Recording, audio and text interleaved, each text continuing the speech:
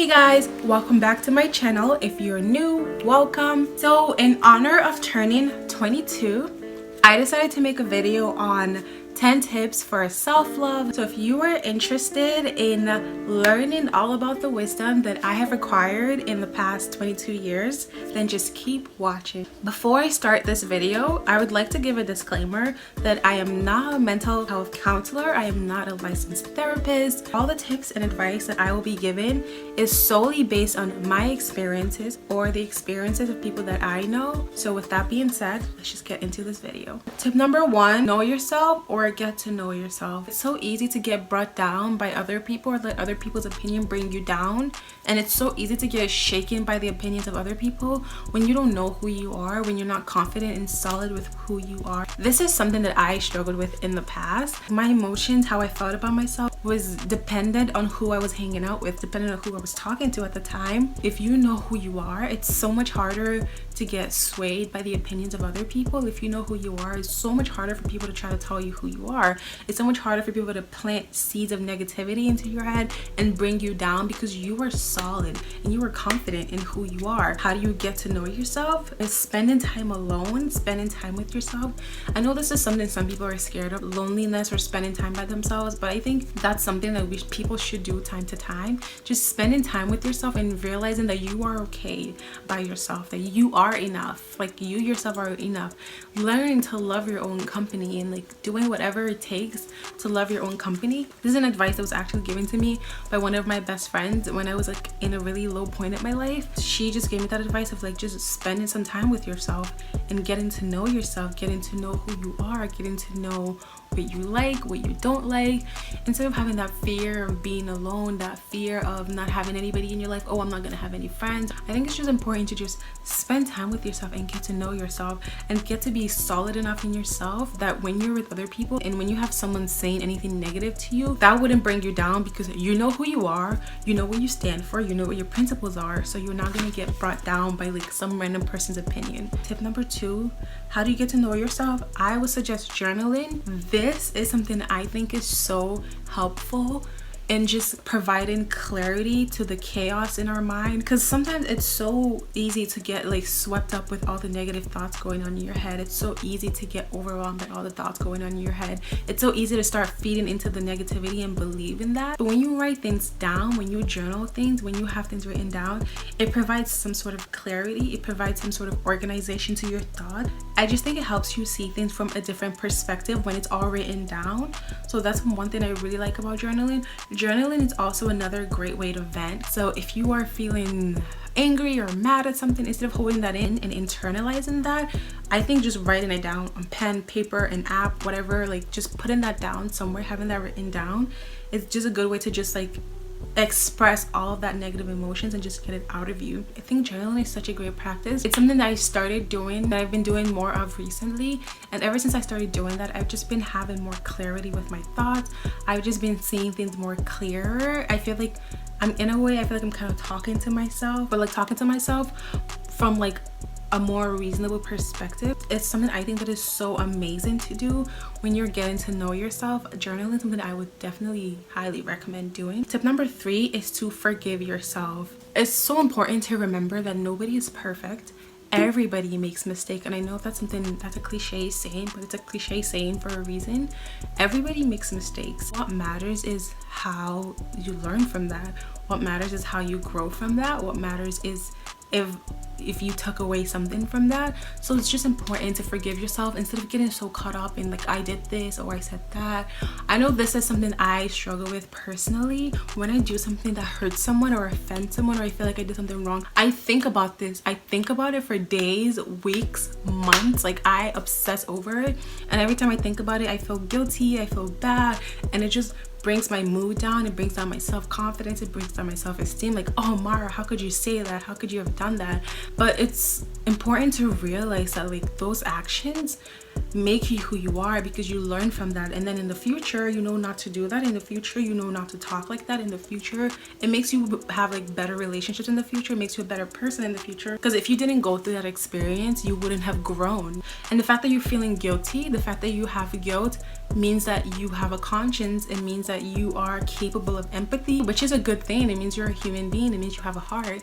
Instead of like obsessing over your past mistakes and letting that bring down your self-esteem, it's good to just learn from it, grow from it, become a better person from it, and honestly just let it go. I know that's easier said than done, but I think that's something that's important. Just giving yourself like a big hug, and just like forgiving yourself, like literally forgiving yourself the way you would forgive a friend. Tip number 4 is setting healthy boundaries. This is something else that I struggled with in the past. I really struggled with this. It was so hard for me to say no. It was so hard for me to say, okay, this is what I like, this is what I don't like. Either get with the program or you gotta go. Like it was hard for me to do that, because I wanted to make everyone happy. I wanted to please everyone. The standards that I set for myself, I lowered them a lot for a lot of people, just to be friends with certain people.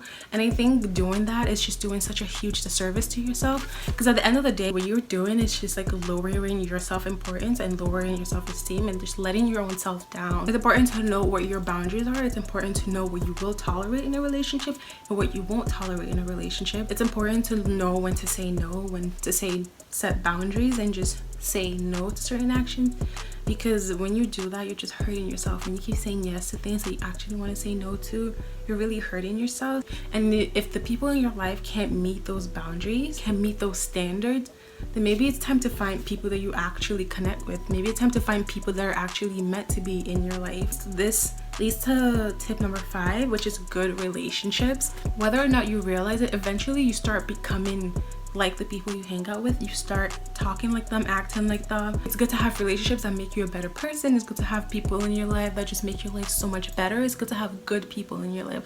It's good to have people that make you happy. It's good to have people in your life that help you grow. It's good to have people in your life that you can just be yourself around. Like that's what you need in your life. And if that means like going out there and finding those people, then yeah. Sometimes I think we hold onto relationships that are so bad for us because we're scared of being alone. I think we hold onto relationships that are so toxic because we're scared of what life is going to be like without those people. When you let go of bad relationships, you create the space for good people to come into your life.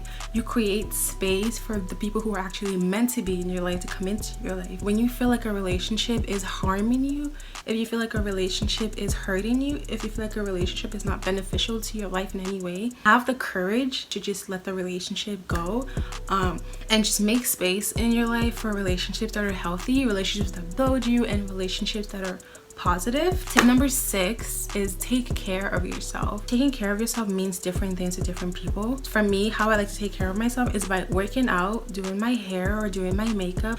So this makes me feel good about myself. This increases my self-confidence because when I work out, I feel healthy, I look better.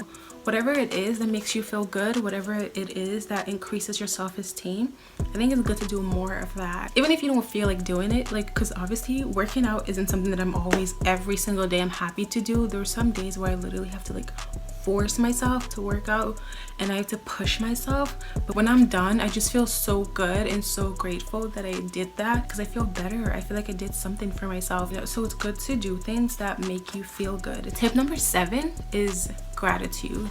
It's so easy to look at the things that are wrong in your life. It's so easy to look at the things that are going wrong, the things that are not good in your life, or the things that are not the way you want them to be. But one thing I've learned this past year is just to focus on the things that I'm thankful for, focus on the things that I'm grateful for, instead of putting my energy towards things that are not going right in my life. Since I started practicing this, I have noticed that my level of happiness, my level of contentment, my level of self-love has increased over the years. What we focus our energy on, that's what grows. So if you focus your energy on something positive, then the positive grows. But if you focus your energy on the negative, then the negative also grows. So whatever you put your energy into, whatever you put your mind into in your life, that's what grows.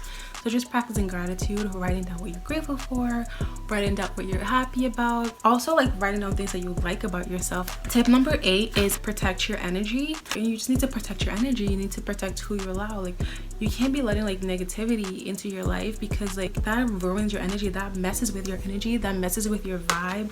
So I think it's just important to like be cautious of who you're letting in, be cautious of like what energy you're letting into your life.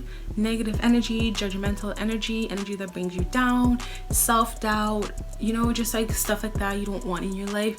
You want like wholesome, good vibes, good energy in your life. So I think it's important to just protect that at whatever cost. I heard the saying that like anything that costs you your peace is too expensive, and I completely agree with that. Anything that costs you your peace, you can't afford it. And protect your energy, protect your peace, just protecting that. And that I think promotes self-love. Tip number 9 is to prioritize yourself. You are the single most important person in your life. You are the most important person in your life. When you start thinking like that, and when you start acting like that, that just promotes self-love. When you start making decisions that are good for you instead of making decisions that are detrimental to you just to make other people happy, that's when self-love comes into play. I think that's when like picking yourself, choosing your happiness over hurting someone's feelings. As long as you're not like purposely being hurtful to other people, as long as you're not like hurting others on purpose or being like malicious or mean about it, if you're literally just picking yourself, choosing yourself, loving yourself, then just live your life. Like at the end of the day, like you are the most important person in your life. The last tip I want to give is kindness. I think it's so important to practice kindness, especially in a world where everyone's selfish and thinks about themselves.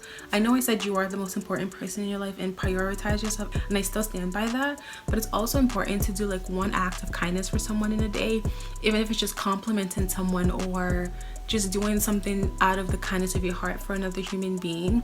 I think that just like promotes happiness. That makes you feel so much happier. It just makes you happy, it makes the other person happy, and it just overall just increases like your self-satisfaction, your contentment in life.